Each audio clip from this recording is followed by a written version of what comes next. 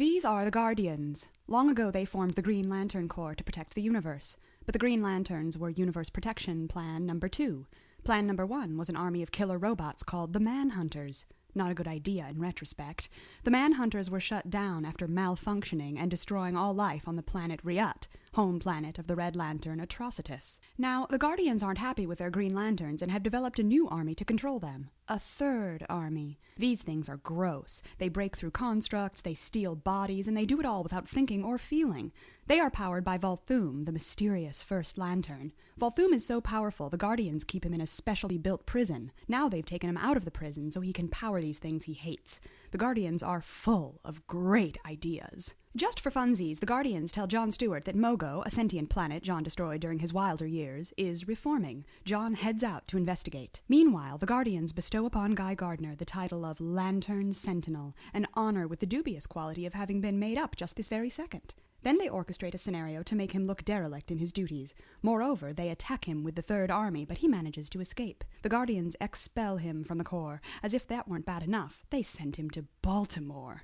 Kyle Rayner also returns to Earth, but he's looking for Hal Jordan. But Hal died before this all started. No biggie. He and Sinestro are now bopping around the afterlife, running into dead friends. The ring they were sharing for a while, don't ask, zips off to find a brand new Green Lantern of Sector 2814. Kyle connects with Hal's ex, Star Sapphire Carol Ferris. They rush to the site of Hal and Sinestro's last stand at the Coast City Cemetery. When they get there, they fight a bunch of zombies, because why not? Kyle somehow channels the blue light of hope to juice his own Green Lantern powers. That's when Carol has a vision of Kyle mastering all 7 emotions in the spectrum. Not to be outdone by Kyle, John teams up with Star Sapphire Fatality while checking in on the Mogo chunks. It turns out Mogo loves himself enough to warrant the attention of a Star Sapphire.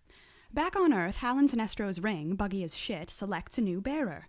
This is Simon Baz. He used to drag race, but it put his brother-in-law in a coma. Now he steals cars to support his sister. Today, he stole a van with an armed time bomb in it because he has the worst luck ever.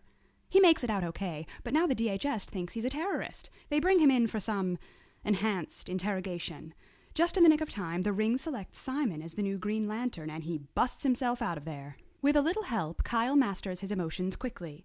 He learns rage from Atrocitus, compassion from Indigo One, fear from Arkillo, and avarice from Larfleeze. All these negative emotions turn Kyle into kind of a dick. Dick or no, both Arkillo and Carol have been following him around the universe.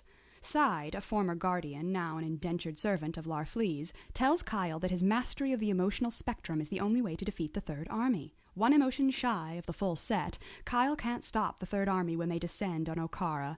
The Third Army murders Side, allowing Kyle and company to escape. Guy is going a little stir-crazy in Baltimore, so he decides to fight crime without Green Lantern powers. It actually works out pretty well until he accidentally ruins a police sting operation. Guy is promptly put in prison. In Baltimore. His siblings come to see what they can do to help. Just then, the Third Army attacks the prison. The guards and the Gardner family do what they can do to hold the monsters at bay. After comparing notes, John and Fatality realize they might just be pawns in the Guardians' game. Just then, Mogo absorbs them into himself, evidently burying them alive. Simon wants to clear his name, so he convinces his sister to help him figure out who owned that bomb car. It turns out Bomb Car Guy is an actual terrorist. The confrontation doesn't go well. Simon tries to use his ring to defend himself, but it runs out of juice. And then the Third Army arrives. Simon manages to blow up the monsters with the leftover bombs in that guy's basement. The Red Lanterns also have a few run-ins with the Third Army, enough to discover that they can be killed by blasting them right in the eyes. Knowing they'll need more resources to take out the Third Army, Atrocitus sends his lanterns across the universe to A. recharge the power battery, B. get some petty revenge, and C. tame the Manhunters.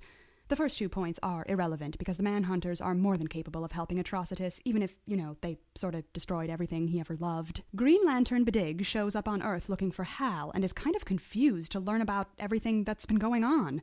They discover the Book of the Black, which gets Bedig pretty excited. Before they do anything, though, Simon insists on miraculously healing his brother-in-law. Just then, they overhear a news flash about the siege on Guy's prison and rush off to help him. Kyle and Carol head to the Star Sapphire homeworld of Zamaron to teach Kyle the ways of love. No, not like that. Arkillo and St. Walker show up too. Hi, guys! The love training doesn't go all that well.